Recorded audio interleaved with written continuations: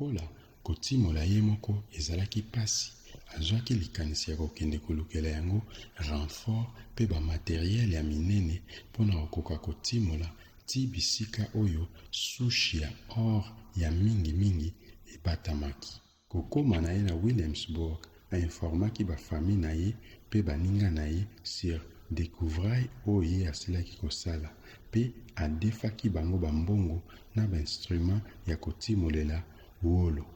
Bato oyo ye azwaki bambongo mpe bainstrument wana aprometaki bango ke akozongisela bango bambongo mpe bainstrument na bango ntango bakosilisa kotimola mpe koteka wolo wana. Kozonga na ye na bisika trace ya or wana azalaki lisusu ye moko te kasi na mwanankazi na ye Derby. Kuna nde bango mibale bamipesaki na mosala ya kotimolaka na direction oyo trace ya or wana ezalaki komema bango. Bandambu ya wolo oyo bakokaki deja korekolte ti bisika bakomaki batindaki yango na laboratoire mpona kotalisa kalite na yango. Laboratoire wana eyebisaki bango ke kalite ya or na gisement na bango ezali très élevé mpe ekoki kozala ya mingi koleka bawolo nyonso si etimolama na secteur wana. Kasi kotimola bayaki kokoma diku esika moko oyo trace ya wolo bazalaki kolanda ezalaki lisusu komonana te. Batimola na gauche, batimola na droite, pas de traces. Derby na noko na ye base décourageaki. Bolembu, susi mpe mawa elataki bango tina ndenge bayaki kotika misala wana mpe koabandone nyonso. Pe après bayaki koteka mine wana na prima ngondo mpo bakoka kozongisa bambongo badefaki mpe kozonga na bango na Williamsburg. Motu batekelaki esika wana aexaminaki nyonso elekaki na esika wana e akendaki koluka expert ya misala ya kotimola wolo. Sima ya kosala étude ya terrain mpe kosala bacalcul, expert wana ayaki koloba na moto asombaki mine wana ke Derby na noko na ye soki beshuwaki na sika wana ezalaki mpona kozanga kosala étude ya terrain ya malamu mpe kozanga connaissance géologique ya basushi ya mabele. Po selon expert wana soki Derby na noko na ye bakontinuaka kotimola quelques mètres na direction ya trace wana nde balingaki na bango kotrouve bisika wolo wana ya mingi penza evandaki na kati ya mine wana. Propriétaire ya sika ya esika wana ayokaki maloba ya expert wana e atiaki bato na ye na misala bango batimolaki e bakendaki kotrouve or wana quelques mètres kaka lolenge expert wana alobaki na mokolo esika wana. Mosombi esika wana akontinuaki mosala ya kotimola e atimolaki wolo nyonso oyo ezalaki wana ebele mpe atekaki yango na $1 million ebele. Kasi akokaki kaka koganye $1 ebele lolenge wana po ete akendaka koluka ingénieur to pe expert ya bamisala ya kotimola wolo. Contrairement na ekipe ya Derby oyo batimolaki mpe babundanaki bango moko kaka sans ki bakourir na mayele ya expert moko ya misala ya wolo to bazala na connaissance géologique to bayeba basushi ya mabele lolenge yango ezalaka. Koyoka sango ya wolo mpe bamillion ebele oyo ebimaka na esika wana esalaka Derby pasi mpe nsima ya bambula nde ayaki kocomprendre ke posa na détermination ya kosala eloko mpe na persévérance na misala wana nde motu ememelaka motu succès mpe bomengo. Ayaka kocomprendre eloko wana na ntango oyo ye akomaki deja na kompani na ye ya assurance na oyo Derby akomaki kosalela baleson mpe boyebi oyo ye akokaki koatire na buzoba mpe échec oyo bazwaka na misala ya kotimola wolo. Motuna mpo na nini toeshuwaka mingi na maetoka na kosala ezalaka mingi mpo tose décourageaka.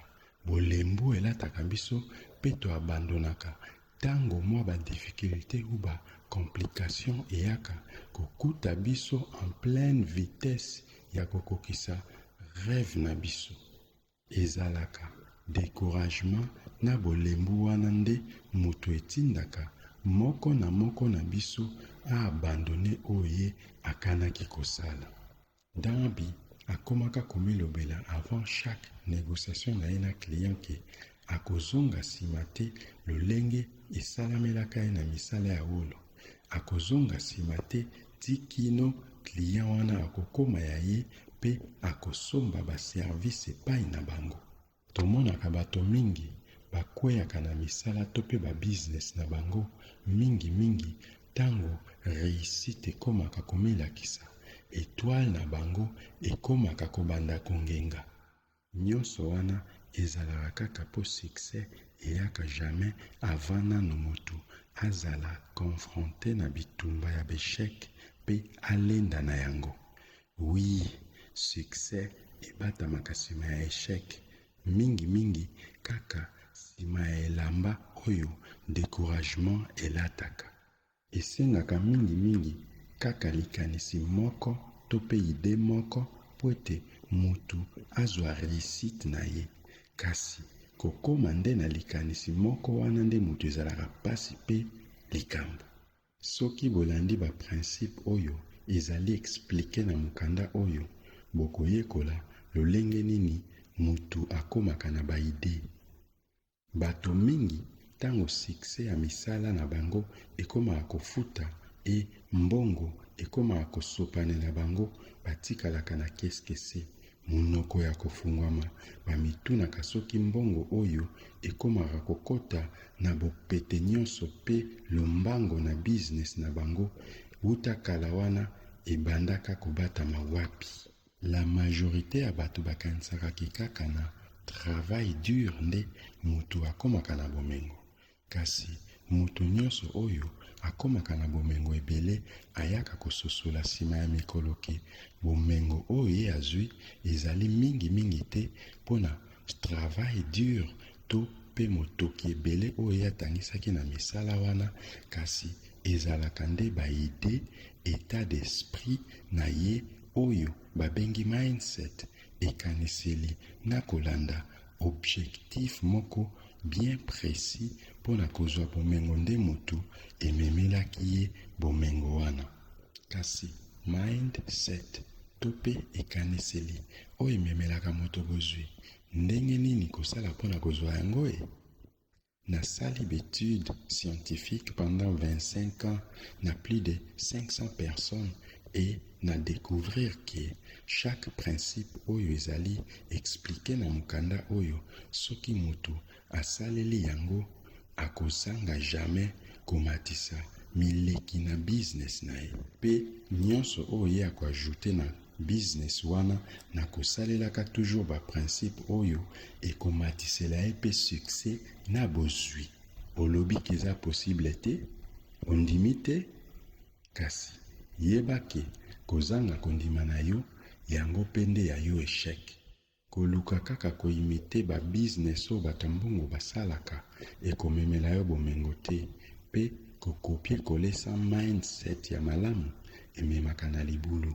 Olingi omona kimona meso likambo te, landa lisolo ya Henry oyo akoma des phrases prophétiques oyo etikala na mokili otilelo.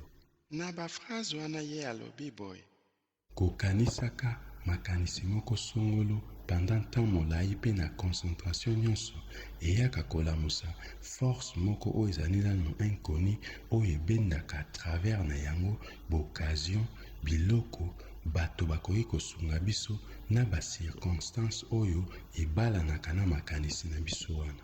Akokaki kobakisa na esika wana lisusu ke avant mutu akoka kobotisa mbongo esengeli na ye nanu a hypnotiser to pe atondisa bongo na ye na makanisi ya koluka mbongo po ete posa ya koluka mbongo wana ekoma kotinda mutu wana akoma koplanifie pe koluka banzela nini oyo akosalela mpona kozwa mbongo wana. Henry azalaka prophète kasi philosophe te, yango asukisaki biso kaka na baphrase wana ya mikuse mibale oyo ebombi baverité moko très profonde. E baverité wana yango nde ekomami mpe ezali explike na mokanda oyo. Baverité wana na baprincipe mosusu oyo ezali na mokanda oyo ekofungolela bino mabombami mingi mpe ekosala ete bokoka kozwa badestin économique na bino na maboko. Bozala na yango na makanisi ke kaka ngai te, kasi na bato oyo nyonso basungaki ngai na barecherche oyo bango nyonso na ngai moko tondimelaka baprincipe oyo mpe tosalelaka yango. E bino nyonso soki bondimeli mpe bosaleli baprincipe oyo bokokoma mpe na bomengo ya mingi mpe na succès. Po oyo nyonso moto akanisaka na kondima nyonso mpe atiaka na misala ezangaka te kose materialize mpe kobota bambuma na yango. Mutu na mokili oyo alingaka un jour azala na mbongo, kasi nzoka kolinga mbongo na oyo etali kokolisa bomengo ezalaka na efficace te. Esengeli na mutu akolisa nde posa ya makasi ya kokoma na mbongo, po posa wana ifo elata nzoto ne mobimba. E courant wana nde yango ekosalaka ye akoka koelabore plan moko bien précis oyo akolandaka na motema mpe fermete nyonso, akotikaka te atako bamekakata na modele nini ekomeli ye. Alors bozwa baclé to bainstruction motoba oyo ekopermettre bino botransforme baposa na bino na babien matériel to mpe mbongo oyo ezali en équivalence na baposa na bino. 1. Fixe montant ya mbongo oyo olingi kozala na yango. Koloba mbongo ebele te, kasi pesa montant fixe oyo olingi kozala na yango. 2. Pesa kombo ya service mosala to pe nini oyo okoteka mpona kozwa bomengo oyo ozali na yango posa. Po mibeko ya mokili elobi ke moto akozwa kaka soki ye moko apesi nanu quelque chose. 3.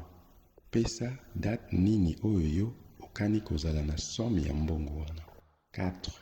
Sala plan oyo ekomema yo na bomengo ozali koluka pe banda application na yango mbala moko. 5. Koma lisusu montant ya mbongo oyo olingi kozala na yango na date oyo opesaki liboso, pe koma sacrifice business to pe mosala nini yo okosala mpona kozwa bomengo wana. Komisa mayoko koma na papier, plan pe losambo na yo ya mikolo nyonso. Salaka losambo na tongo nsima ya kolamuka pe na pokwa liboso ya kolala. Tango nyonso okosala losambo wana esengeli na yo otondisamaka na kondima pe na esengo po ete okoka komona ndenge okozwa bomengo wana. Imagine, visualize yango, se concentraka malamu po ete okoka kokomikotisa na moto oyo azali na imagination na yo. Mema subconscience na yo to molimo na yo na komimona kaka esi ozwi bomengo wana. Ezozela kaka bomengo wana ese materialize. Esengeli na yo osalela bainstruction oyo kaka lolenge yango ekomami awa. Kobanda na numéro 1 tina numéro 6 et surtout numéro 6. Okoloba peut-être ke ezali pasi kosalaka semblant ya kozala deja na mbongo wana, me na koyebisa yo ke soki posa na yo ya kokozala na mbongo wana oyesi yango monene makasi elati nzoto pe makanisi na yo mobimba, ekozala na eloko moko te na mokili oyo kokokanga yo na possession ya mbongo wana, pe kose projectaka na avatar riche oyo wana okeli mpo na ndoto na yo ekozala lisusu pasi te.